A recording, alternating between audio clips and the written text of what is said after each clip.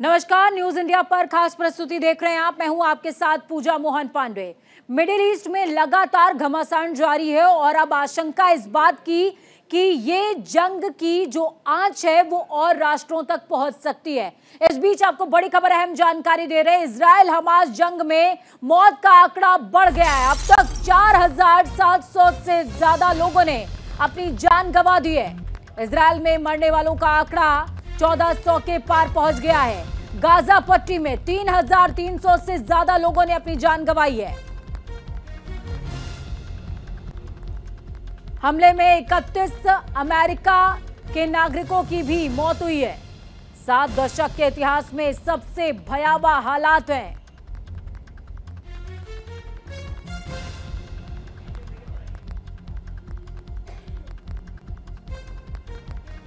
Israel और Hamas की जंग का 12वां दिन है आज।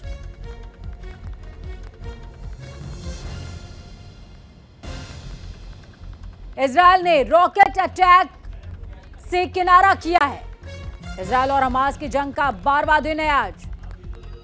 देर रात गाजा के हॉस्पिटल पर रॉकेट अटैक हुआ। अटैक में 500 लोगों की मौत हुई है, कई लोग घायल हो गए। हमास का दावा है कि इजराइल ने हमला किया है, जबकि इजराइल ने रॉकेट अटैक से किनारा कर लिया है। तो हमास और इजराइल के बीच जंग 12वें दिन भी बदस्तूर जारी। इस बीच हमास ने बड़ा दावा किया कि बीती रात करीबन 10:30 बजे इजराइल ने गाजा पट्टी के अस्पताल अल अहली पर एयर स्ट्राइक की, जिसमें 500 लोगों की मौत हो गई है। रिपोर्ट्स के मुताबिक अगर इस हमले की पुष्टि हो जाती है तो ये 2008 के बाद सबसे घातक इजरायली हवाई हमला होगा। रिपोर्ट्स में यह भी कहा गया है कि अल अहली अस्पताल की तस्वीरों में अस्पताल बुरी तरीके से जल गया है और कई लोग इस आग की चपेट में आए हैं। सैकड़ों मौतों के पीछे एक बड़ी वजह यह भी है कि गाजा के कई अस्पताल लोगों के लिए शेल्टर होम्स में तब्दील हो गए थे। इससे पहले इजरायली सेना ने उत्तरी गाजा में रहने वाले लोगों को जगह खाली करने की चेतावनी दी थी। इसी वजह से बड़ी तादाद में लोग वहीं रह रहे थे। अटैक में 500 लोगों की मौत हुई, कई लोग घायल हो गए। हमास का दावा है कि इजराइल ने हमला किया है, जबकि इजराइल ने रॉकेट अटैक से किनारा कर लिया है।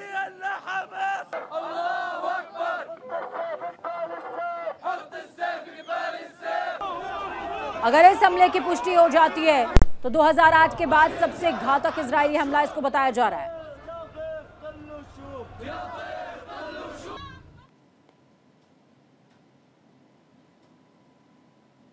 तो इजराइल में रहने वाले जो लोग हैं वो डर के साए में हैं, जबकि गाजा में मौत का आंकड़ा लगातार बढ़ता जा रहा है। इजराइल और हमास की जंग का 12वां दिन है आज। देर रात गाजा के हॉस्पिटल पर रॉकेट अटैक होता है। अटैक में 500 लोगों की मौत हो जाती है, कई लोग घायल हुए। हमास का दावा है कि इजराइल ने हमला किया है।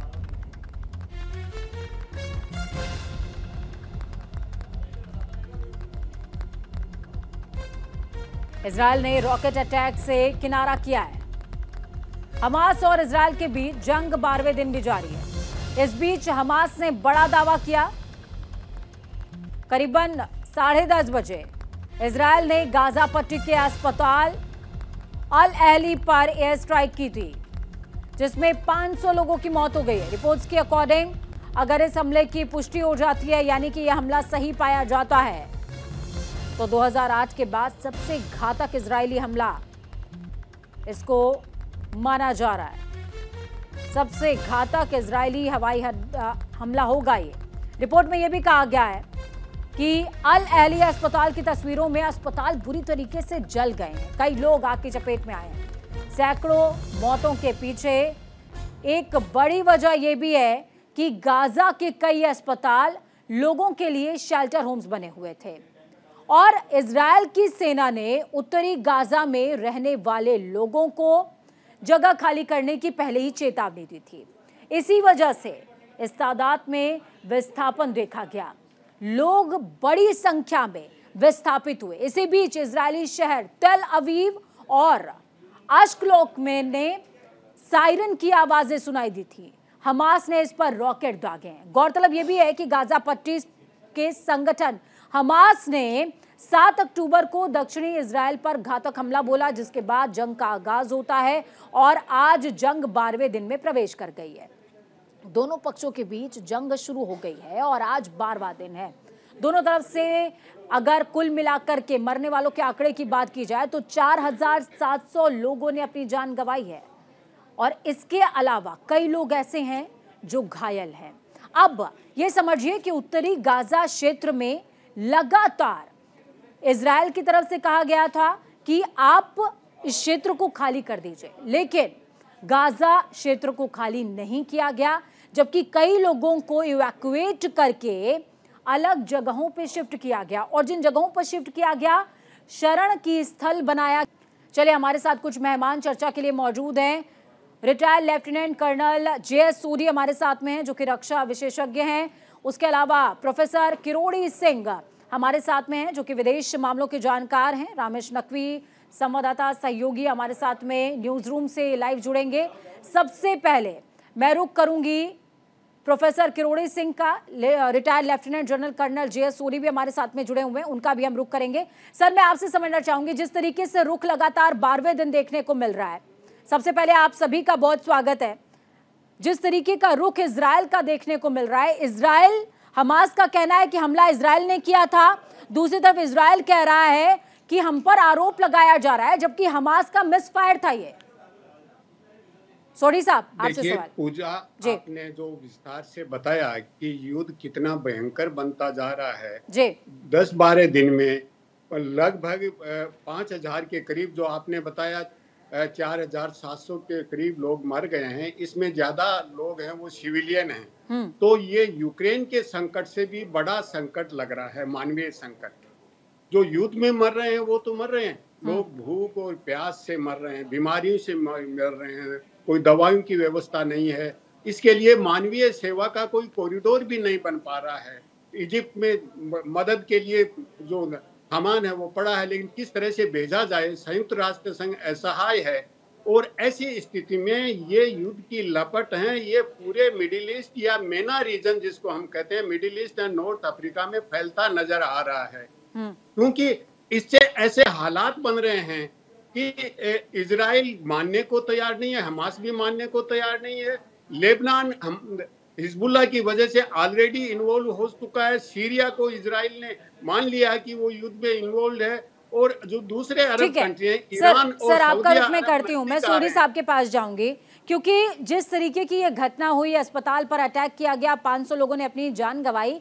लगातार कहा जा रहा है कि अंतर्राष्ट्रीय युद्ध का जो नियम होता है उसका उल्लंघन किया गया है। सोडी साहब, पहले तमाम दर्शकों को आप ये बताइए कि अंतर्राष्ट्रीय युद्ध का नियम क्या होता है और उसका उल्लंघन किस तरीके से किया गया है, क्योंकि कहा जा रहा है कि 2008 के बाद ये सबसे बड़ा इजरायली हवाई हमला है। जय हिंद पूजा जी। ये मेरा सौभाग्य कि मैं आपके न्यूज चैनल और विख्यात को पैनलिस्ट के साथ हूँ। 1945 में संयुक्त राष्ट्र ने universal declaration of human rights को अडॉप्ट किया था, जिसके तहत ये साफ लिखा गया है कि जब दो भी पक्ष युद्ध या लड़ाई में जाएंगे, वो किसी भी निहत्थे सिविलियन, औरत या बच्चे पे वार नहीं करेंगे। जो कल रात को इजराइल में हुआ, चाहे इजरायली सेना उसको माने ना माने, चाहे हमास उसको माने ना माने, लेकिन किसी ना किसी पक्ष से तो ये इंटरनेशनल कन्वेंशंस का उल्लंघन हुआ है, जिसकी वजह से 500 निहत्थे सिविलियन एक फिलिस्तीन के गाजा स्ट्रिप के एक अस्पताल में मारे गए हैं। उसके बाद वीना कन्वेंशन भी बना, वहां पे भी साफ लिखा हुआ है कि दो पक्ष कभी भी जब लड़ेंगे वो किसी निहत्थे सिविलियन पे वार नहीं करेंगे। लड़ाई हमेशा दो सेनाओं के बीच होती है। कोई भी व्यवसायिक सेना, कोई भी अच्छा सैनिक किसी भी निहत्थे सिविलियन, औरत या बच्चे पे हाथ नहीं उठाता है। और अगर ये किसी भी एक पक्ष से हुआ है, जब ये बाद में खुलासा होगा, जब इंक्वायरी होगी, तो जो भी लोग जिम्मेदार हैं उनके ऊपर कठोर से कठिन सजा लेनी चाहिए, क्योंकि किसी भी सिविलियन की मौत किसी हालत में बर्दाश्त नहीं है। बिल्कुल, किसी भी सिविलियन की मौत किसी भी हालत में बर्दाश्त नहीं है। रामेश नकवी हमारे साथ में जुड़े हुए हैं न्यूज़ रूम से। रामेश, मैं आपसे ये भी समझना चाहूँगी, देखिए तमाम दर्शकों को दो पहलू बताइए। पहला पहलू ये कि अगर इजराइल ने हमला किया है तो उसका क्या असर होगा अगर उस बात की पुष्टि हो जाती है तो, और दूसरा कि इजराइल कह रहा है कि हमने देखिए कोई हमला नहीं किया है, ये हमास का ही रॉकेट था जो कि उन्होंने इजराइल पर दागा था, जो कि मिस फायर हो गया है। अगर ये होता है तो इसके क्या प्रभाव पड़ेंगे, दूरगामी असर क्या होने वाला है? देखिए पूजा, मैं आपको ये बताना चाहूँगा सबसे पहले तो जिस तरीके से ये अटैक किया गया है वो अपने आप में एक बहुत बड़ा अटैक है। जैसा कि आप पहले बता रही थी कि ये 2008 के बाद जो 5 अटैक्स हुए हैं इजराइल ने जो किए हैं उसमें ये सबसे बड़ा अटैक माना जा रहा है। देखिए इस वजह से अरब देशों में भी तनाव बढ़ गया। जिस तरीके से जो बाइडन जो थे वो जॉर्डन जा रहे थे अरब देशों के साथ मीटिंग करने के लिए, और वहाँ पर ये फैसला भी किया जाता कि किस तरीके से इस युद्ध को रोका जाए। लेकिन अब वो भी जो मीटिंग है वो ठंडे बस्ते में पड़ती हुई नजर आ रही है। जिस तरीके से सऊदी का बयान आया है कि वो इस मीटिंग में अब नहीं जाएगा। दूसरी बात, जो आपका ये सवाल आया था कि इसका कौन जिम्मेदार है, देखिए हमास को बनाने वाला भी इजराइल है। अगर हम हिस्ट्री देखें तो जिस तरीके से पॉलिटिकल पार्टीज का इशू जो है वो फिलिस्तीन में चलता आया है, शुरू से ही चलता आया है। सोडी साहब ने भी कल इस बारे में बहुत डिटेल में बताया था। तो कहीं ना कहीं देखा जाए तो अब इस युद्ध को लेकर ब्लेम गेम चल रहा है। एक तरफ इजराइल ये कह रहा है कि ये हमास का अटैक है और हमास ये कह रहा है कि ये इजराइल ने अटैक किया है। लेकिन अब इजराइल का एक दूसरा बयान भी सामने आया है जहाँ पे वो बताया गया है कि इजराइल ये कह रहा है कि ये इस्लामिक जिहाद ने अटैक किया है और उनका ये मिसफायर है। आपको ये बताता चलूँ यहाँ पे कि इस्लामिक जिहाद जो है ये 1980 में एक संगठन बनाया गया था और ये हमास के पैरेलल काम करता है। ये इजराइल से अपनी ज़मीन को, जो फ़लस्तीन की ज़मीन है, उसे कैप्चर करने की बात करता है। हालांकि इन दोनों में, हमास में और जो इस्लामिक जिहाद संगठन बताया जाता है, इन दोनों में हमेशा राइवलरी रही है। कई बार ऐसा हुआ है कि इस्लामिक जिहाद संगठन ने इजराइल पर बिना नोटिफिकेशन के, मतलब हमास को बिना बताए हुए भी अटैक किए हैं। तो कहीं ना कहीं अगर देखा जाए, अगर यही हालात बनते रहे, अगर यही युद्ध चलता रहा, ऐसे ही बमबारी चलती रही, ऐसे ही नागरिकों की मौत होती रही, तो कहीं ना कहीं ये जो मिडिल ईस्ट का ये जो रीजन है ये एक ट्रिगर के तौर पे काम करेगा वर्ल्ड वॉर 3 के लिए। जी ठीक है, ट्रिगर का जिक्र हो रहा है तो सोडी साहब मैं वापस से आपके पास आऊंगी, उसके बाद मैं प्रोफेसर साहब के पास जाऊंगी।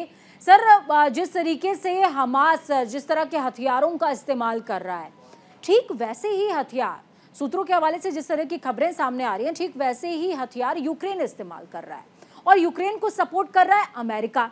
हमास को सपोर्ट नहीं कर रहा है अमेरिका, लेकिन फिर भी हथियार जो है वो ठीक यूक्रेन जैसे हैं। इसका क्या मतलब समझा जाए? पूजा जी, जिस ताकत से हमास ने 7 अक्टूबर को इजराइल में हमला किया, ये इसके अकेले के काबिलियत का नहीं था। इसके पीछे 3 बड़ी शक्तियां हैं। पहला है चीन, दूसरा है रूस और तीसरा है इस्लामिक नेशन।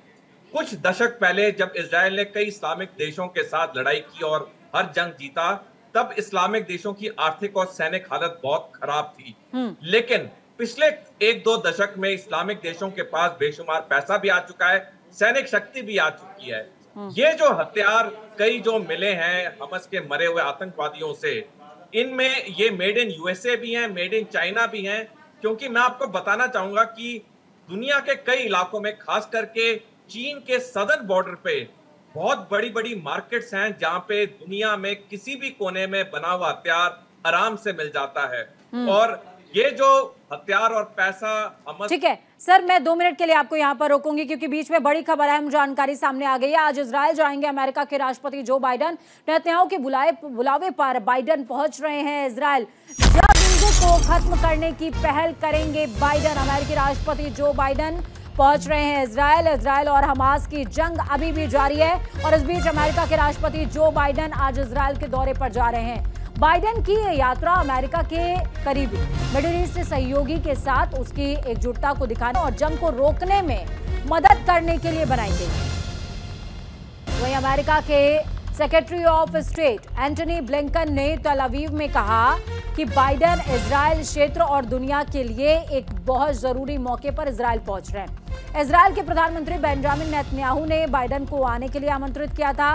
बाइडन गाजा पट्टी में जमीनी अभियान शुरू करने के लिए अमेरिकी मदद पर चर्चा करने के लिए इजरायली नेता से मिल रहे हैं। और तो और बाकी देशों और आतंकी संगठनों को ये सख्त संदेश भी देंगे कि वो इस संकट की घड़ी का इस्तेमाल अगर इजराइल को कमजोर करने के लिए कर रहे हैं तो वो ऐसा ना करें। तो आज इजराइल जाएंगे अमेरिका के राष्ट्रपति जो बाइडेन। बड़ी खबर बता रहे हैं आपको, नेतन्याहू के बुलावे पर बाइडेन इजराइल पहुंचेंगे। तस्वीरें आपको दिखा रहे हैं, वॉशिंगटन से रवाना हो चुके हैं राष्ट्रपति जो बाइडेन। नेतन्याहू के बुलावे पर पहुंच रहे हैं जो बाइडेन।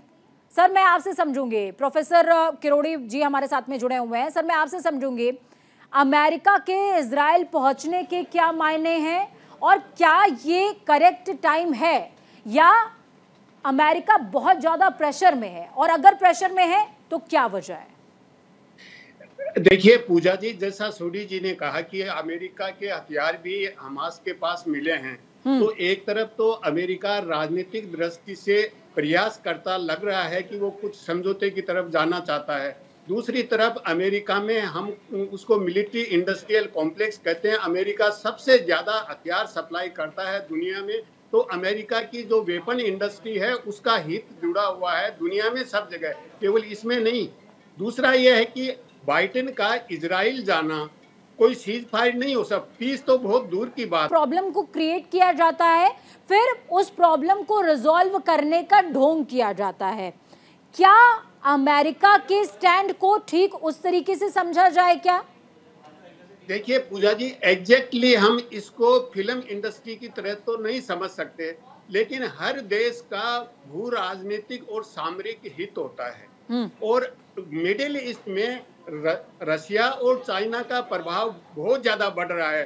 सऊदी अरब जो अमेरिका का दोस्त होता था, पिछले 2-3 साल से अमेरिका से हटके ईरान से दोस्ती कर रहा है। चीन ने मध्यस्थता करके ईरान और सऊदी अरब को नजदीक लाए हैं, तो अमेरिका के पांव अरब कंट्री से उखड़ते नजर आ रहे हैं। इसलिए अमेरिका निश्चित रूप से ये चाहता है कि राजनीतिक दृष्टि से, कूटनीतिक दृष्टि से तो ये दिखावा करता है कि वो युद्ध के फेवर में नहीं है। इजराइल को यह भी कहता है कि इंटरनेशनल लॉ का उल्लंघन न हो, ये भी कहता है कि अगर गाजा पे इजराइल कब्जा करता है तो ये बहुत बड़ी भूल होगी। लेकिन दूसरी तरफ इजराइल को सबसे ज्यादा समर्थन भी अमेरिका ही कर रहा है, तो ये विभिन्न देशों का दोहरा चरित्र होता है जो अमेरिका का भी है, और अमेरिका का स्वयं का हित इसमें इन्वॉल्व है, और इससे अगर और ज्यादा हालात बिगड़ते हैं तो पूरा विश्व प्रभावित होगा, क्योंकि व्यापार प्रभावित होगा। ठीक है सर, आपके पास में आ रही हूँ। रामेश नकवी हमारे साथ में जुड़े हुए हैं। रामेश, देखिए जिस तरीके से प्रोफेसर साहब हमें बता रहे हैं कि सभी के स्टैंड शिफ्ट हो रहे हैं। भारत की मैं बात करूं तो भारत हमेशा से फिलिस्तीन का सपोर्ट करता था, इस बार उसने इजराइल का सपोर्ट खुल करके किया है। दूसरी तरफ अमेरिका जो कि हमेशा ही अरब कंट्रीज में, गल्फ कंट्रीज में उसका होल्ड हुआ करता था, लेकिन वो होल्ड अब धीरे धीरे करके खत्म हो रहा है, शिफ्ट हो रहा है। सऊदी अरब के क्राउन प्रिंस ने अभी एंटनी ब्लिंकन को पूरी रात भर इंतजार कराया, किसी से छिपा नहीं हुआ है, और साफ तौर पर उन्होंने कई सारी डील्स को डिफ्यूज कर दिया और बोला है कि इसको आप ठंडे बस्ते में डालिए, अभी मैं कुछ कह नहीं सकता और अभी ना मैं हमास पर किसी तरह का बयान दे सकता हूं। तो ये जो शिफ्टिंग चल रही है, इंटरेस्ट शिफ्टिंग चल रही है, इसका इम्पैक्ट किस तरीके का आगे हमें देखने को मिलेगा? देखिए पूजा, आपका ये सवाल बहुत अच्छा सवाल है और यह बहुत ही इम्पोर्टेंट सवाल है। सबसे इम्पोर्टेंट बात तो मैं ये आपको बताना चाहूँगा कि जिस तरीके से देशों का, अलग अलग देशों का बयान बदल रहा है, हर कोई शांति की बात तो कर रहा है लेकिन शांति के ऊपर बयान कोई नहीं दे रहा। इसको ऐसे समझते हैं कि जिस तरीके से हमारे देश में अभी पिछले दिनों सितंबर में G20 बैठक हुई थी और बैठक में ये फैसला लिया गया था कि एक कॉरिडोर खोला जाएगा जो कि एक इकोनॉमिक कॉरिडोर होगा जिससे तमाम देशों को फ़ायदा होगा। तो कहीं ना कहीं देखिए, जो सऊदी अरब की अगर बात करें तो सऊदी अरब जो है वो रिकॉग्नाइज़ करता ही नहीं है इजराइल मुल्क को।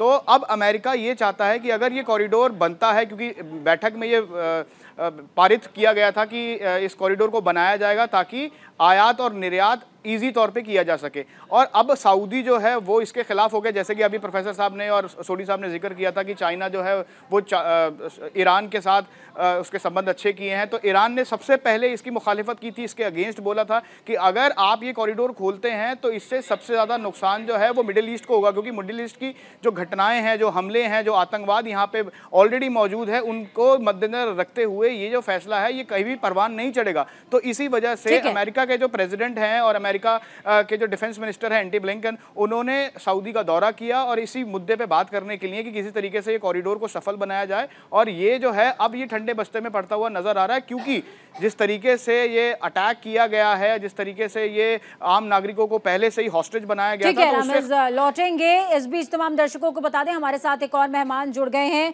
मेजर मोहम्मद अली शाह जी जुड़े हैं, रक्षा विशेषज्ञ हैं आप। सर बहुत स्वागत है आपका। वक्त छोटे से ब्रेक का है, लेकिन ब्रेक के बाद इस चर्चा का आगाज दोबारा से करेंगे और आपको बताएंगे कि इस महायुद्ध के और क्या कुछ पहलू हो सकते हैं। वक्त छोटे से ब्रेक का।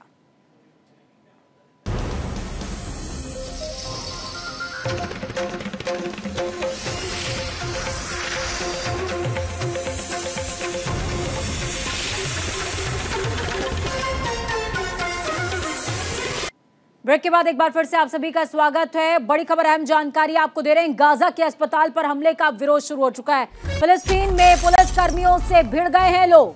पुलिस कर्मियों पर प्रदर्शनकारियों ने पत्थर तक फेंके हैं। स्टोन प्लैटरिंग हो रही है। पुलिस ने प्रदर्शनकारियों पर फायरिंग करी है। वेस्ट बैंक, हेब्रोन और टूबा में प्रदर्शन हो रहा है। कई और देशों में अस्पताल पर हमले का विरोध।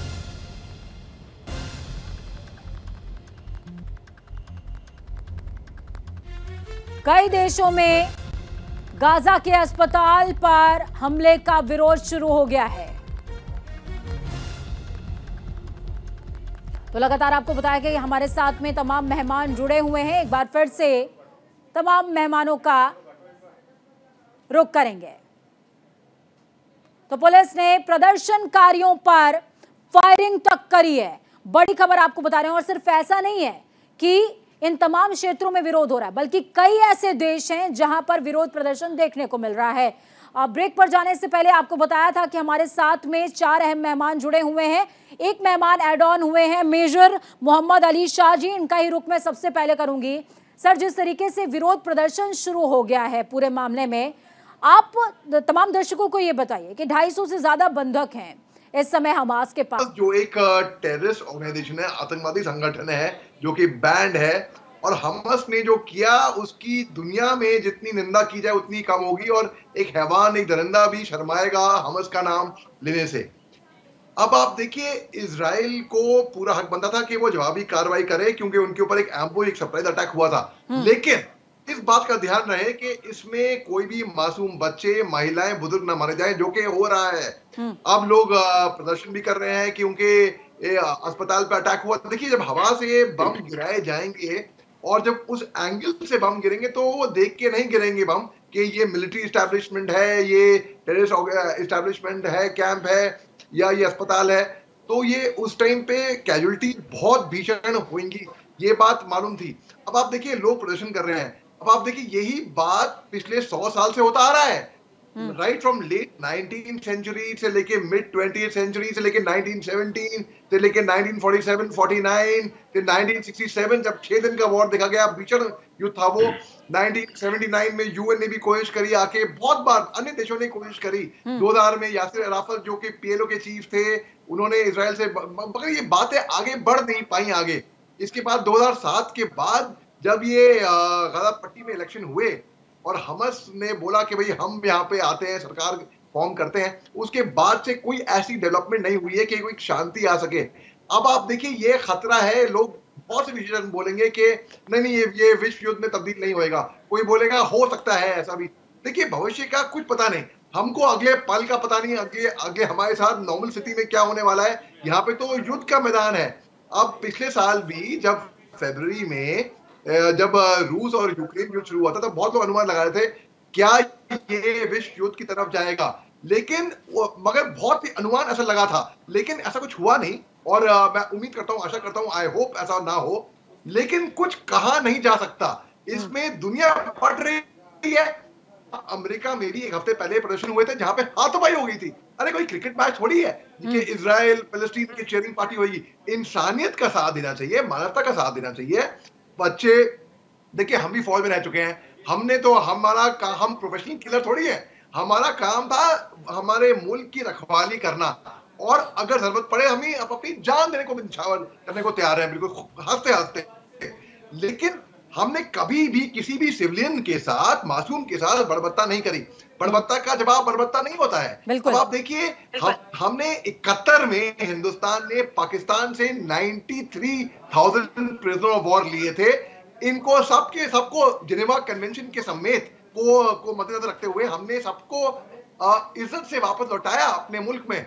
हमने 99 में जब पाकिस्तानी फौजी हिंदुस्तान की सरजमीन में मारे गए थे, हम और पाकिस्तान ने इनकार कर दिया पहचानने से। लेकिन ये बात बहुत ठीक बोली है आपने सर, ये बात बहुत सही बोली है कि जब तोपें चल रही होती हैं, जब बमबारी हो रही होती है, तो वो जगह देखकर नहीं गिरते हैं, और इस बात को शायद समझना भी पड़ेगा और उन देशों को भी समझना पड़ेगा जो कि हमास की साइड फिलिस्तीन की आड़ में खड़े हैं। करोड़ी जी, मैं आपसे समझना चाहूंगी सर, जिस तरीके से अरब देशों के साथ में एक समिट होने वाला था जो कि अब रद्द हो चुका है, जॉर्डन नहीं जा रहे हैं बाइडन, क्या अमेरिका का इंटरेस्ट अरब कंट्रीज में, हम लगातार बात कर रहे हैं कि खत्म होता जा रहा है, या यूं कहें कि अरब कंट्रीज का अमेरिका में इंटरेस्ट खत्म होता जा रहा है? और जिस तरीके से फिलिस्तीन का नाम लेकर, फिलिस्तीन की आड़ लेकर हमास के पक्ष में तमाम देश 122 जिनकी गिनती है वो खड़े हो गए हैं, ये कितना मुश्किल भरा है आगामी दिनों में भारत के लिए भी? देखिए पूजा जी, जैसा आपने कहा कि अमेरिका का इंटरेस्ट खत्म नहीं हुआ, अमेरिका का इंटरेस्ट बढ़ गया है, क्योंकि जो अरब देश हैं वो अमेरिका से दूर हटने लग गए हैं। इसलिए अमेरिका ने फोकस किया इजिप्ट और जॉर्डन पे, उनको साधने का प्रयास कर रहे हैं, और वो इजराइल और गाजा से उनके सीमाएं जुड़ती हैं। तो अमेरिका को यह एहसास हो गया कि अरब कंट्रीज में उनका फुट होल्ड बहुत मुश्किल होगा, और अमेरिका एक सुपर पावर है, उसका इंटरेस्ट है। लेकिन मुझे आज की स्थिति में लग रहा है कि विश्व समुदाय बड़ा संवेदनहीन होता जा रहा है, जिसमें संयुक्त राष्ट्र संघ जैसी संस्था है वो असहाय हो रही है। संयुक्त राष्ट्र संघ के सेक्रेटरी जनरल बार बार कह चुके हैं कि संयुक्त राष्ट्र संघ ज्यादा कर सकता है, ये एक फैंटासी है।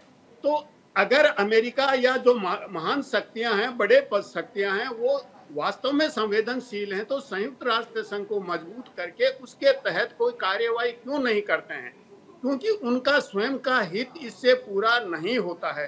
तो जो महाशक्तियां हैं वो गलत दिशा में ले जा रही हैं। सामान्यतः हम ये कहते हैं कि गुप्तचर एजेंसियां होती हैं, वो शांति स्थापना में, इनफॉर्मल डायलॉग में और स्थिति को बिगाड़ने में दोनों तरह की भूमिका निभाती हैं। लेकिन जब जब गुप्तचर एजेंसियां विभिन्न देशों की फैल हुई हैं, संकट बढ़ा है, तो यही स्थिति मुझे इजराइल और हमास को लेके लग रही है। ठीक है, खुफिया एजेंसियों का जिक्र सर आप कर रहे हैं, मैं रामेश नकवी जो कि न्यूज रूम से हमारे सहयोगी जुड़े हुए हैं उनके पास में जाऊंगी। मिस्र ने रामेश पहले ही 10 दिनों पहले ऐसा कहा जा रहा है कि अलर्ट दे दिया था इजराइल को कि इस तरीके की एक्टिविटीज गाजा पट्टी पर देखने को मिल रही है, लेकिन उसके बावजूद भी इजराइल गवर्नमेंट या यूं कहें कि नेतन्याहू का कोई रिएक्शन सामने नहीं आया था। लेकिन अब मिस्र ने अपनी सीमाएं बंद कर दी हैं, वो लोगों को एंट्री नहीं दे रहा है, विस्थापन नहीं हो पा रहा है। डबल स्टैंडर्ड नहीं है मिस्र का ये? देखिए, सबसे पहली बात तो मैं आपको ये बताना चाहूंगा कि ये जो युद्ध का आप इसका फ्यूचर किस तरीके से देखते हैं, और क्या इनडायरेक्टली भारत की इकोनॉमी पर भी इफेक्ट आ रहा है? हालांकि तेल कंपनीज और तमाम चीजों को लेकर के तो आ ही रहा है, लेकिन अब बंदरगाह और तमाम चीजें धीरे धीरे करके जो शेयर मार्केट है वो भी इफेक्ट होने लग रहा है। देखिए पूजा जी, शेयर मार्केट है वो हाइपर सेंसिटिव होता है। बिल्कुल, अगर कोई छोटी सी घटना होती है उसका भी उस पे इम्पैक्ट पड़ता है। तो ये तो बहुत बड़ी घटना है, और भारत का एनर्जी रिक्वायरमेंट इसी एरिया से पूरा होता है, भारत का व्यापार इसी एरिया से होता है, तो निश्चित रूप से भारत की इकोनॉमी पे इसका असर पड़ेगा। यही नहीं, अगर युद्ध और स्प्रेड होता है तो अरब कंट्रीज में भारत के बहुत से मजदूर और वर्कर्स काम करते हैं, उनके भविष्य पे भी फर्क पड़ेगा, क्योंकि मैक्सिमम रिमिटेंस है वो डेवलप्ड कंट्री से नहीं आता है भारत को अरब कंट्री से जो भारत के मजदूर और छोटा काम करने वाले लोग गए हुए हैं वो भेजते हैं, क्योंकि जो विकसित देशों में जाते हैं वो खुद चले जाते हैं, अपने परिवार को ले जाते हैं, भारत में रिमिटेंस नहीं भेजते हैं, पैसा नहीं भेजते हैं। लेकिन अरब कंट्रीज से सबसे ज्यादा रिमिटेंस आता है। तो अगर वहाँ हालात बिगड़ता है तो निश्चित रूप से भारत की अर्थव्यवस्था पे असर पड़ेगा, भारत के व्यापार पे पड़ेगा, भारत की एनर्जी सिक्योरिटी पे पड़ेगा। तो इससे कैसे बचा जाए, इसके लिए क्या प्रयास हो सकते हैं, भारत क्या कर सकता है? क्योंकि आज की स्थिति में भारत मध्यस्थता करने की स्थिति में भी नहीं है। और इसमें हमास का जो राइज हुआ है वो एक आश्चर्यजनक राइज है। उसका कारण था कि जो पैलेस्टीनियन लिबरेशन ऑर्गेनाइजेशन है PLO, वो धीरे धीरे डिफेक्ट होता गया, कमजोर होता गया, तो हमास राइज होता गया। तो अभी जो प्रवृत्ति ऐसी लग रही है कि हालात अभी और बिगड़ेंगे, संभलने की संभावना मुझे बहुत कम लग रही है। क्योंकि सऊदी अरब और ईरान बहुत नजदीक आ चुके हैं और उसकी नजदीकियों की वजह से ये इजराइल के साथ कुछ भी समझौते के पक्ष में सऊदी अरब और ईरान की जो नजदीकी है, सऊदी अरब और ईरान की जो नजदीकी है, वो क्या भारत की ओर से जो प्रपोजल इकोनॉमिक कॉरिडोर का दिया गया था उस पर भी इम्पैक्ट डालने वाली है क्या? क्योंकि कहा जा रहा है वो भी ठंडे बस्ते में जाता नजर आ रहा है, हालांकि उसका भविष्य बहुत ज्यादा पहले भी नहीं था। आप शायद जो G20 में कॉरिडोर की बात, बिल्कुल सर, उसी की बात कर रही हैं। देखिए, ये जो संगठन है अंतर्राष्ट्रीय स्तर के, इनकी कोई अंतर्राष्ट्रीय कानून की सैंक्टिटी नहीं है। बिल्कुल, कोई भी किसी भी देश के लिए मैंडेटरी नहीं है। हर साल बहुत सी इनकी जो समिट कम्युनिटी आते हैं, जॉइंट कम्युनिटी, बहुत से प्रस्ताव आते हैं, उनमें से बहुत ही कम है। ठीक है सर, आपकी आवाज थोड़ा सा म्यूट हुई है। Hit their own children. The international poison machine immediately accuses Israel. It's really a pity that many around the world are cooperating with them. But in our technological world, everything is documented, and we have clear-cut evidence that it was a Palestinian Islamic Jihad rocket. The Palestinian terrorists and their allies immediately take out the victim card. After cowardly murdering, abducting, and abusing defenseless Israeli citizens, they are afraid to confront the IDF. They are trying to create international pressure to prevent us from taking action. But nothing will prevent us from making sure that these murderers will not be able to repeat their atrocities. तो देखिए, लगातार हम चर्चा कर रहे हैं sir, आपको यहाँ पर रोकना पड़ा क्योंकि इजराइल के जो एम्बेसडर हैं वो बोल रहे थे, वो बहुत ज़्यादा ज़रूरी था तमाम दर्शकों को सुनाना। शाह साहब, मैं आपके पास आना चाहूँगी। देखिए, रक्षा के क्षेत्र की हम लगातार बात कर रहे हैं। इजराइल और लेबनान की सीमा पर जिस तरीके से भारतीय सैनिकों को तैनात किया गया है, इसमें आप भारत की भूमिका को कितना ज़्यादा अग्रिम मानते हैं? 900 सैनिक तैनात किए गए हैं ऐसा माना जा रहा है, इसको आप किस तरीके से देखते हैं? क्या भारत की जिम्मेदारी पर, भारत की जिम्मेदारी की लेने के तरीके पर अब अंतर्राष्ट्रीय स्तर पर विश्वास होने लग गया है? जी देखिए, भारत की जो फॉरेन पॉलिसी है, विदेश नीति है, वो बहुत ही सटीक और बहुत ही एक्यूरेट, उसको बहुत ही अव्वल दर्जे की मानता हूं मैं। वो यकीन रखती है एक 2 स्टेट सोल्यूशन का, यानी कि इजराइल एक तरीके से न्यूट्रल स्टैंड है, इजराइल की और फिलिस्तीन की भी। और अभी जैसे कि प्रधानमंत्री साहब ने ट्वीट किए थे, 2 ट्वीट निकाले थे उन्होंने कुछ गलत ट्वीट नहीं निकाला था, लेकिन लोगों को उसका इंटरप्रिटेशन में शायद कुछ कंफ्यूजन होगा। जहां तक मैं मानता हूं, उन्होंने कहा था कि हमास के हमले में इजराइल के प्रति उस टेररिस्ट अटैक के लिए हम इजराइल के साथ खड़े हैं। बिल्कुल, उसको कोड गलत किया गया, जबकि वहां पर बात टेररिज्म की गई थी, जिससे भारत लगातार जूझ रहा है सर। करेक्ट, बिल्कुल पूजा जी। तो उसमें लोगों ने कहा कि अरे ऐसे कैसे प्रो इजराइल स्टैंड ले लिया, मतलब एंटी फलस्तीन स्टैंड ले लिया। उन्होंने तो ऐसा बोला ही नहीं, उन्होंने ऐसा तो बोला ही नहीं कि वो एंटी फलस्तीन है, कि फलस्तीन के साथ खड़े नहीं है, ऐसा तो बोला नहीं।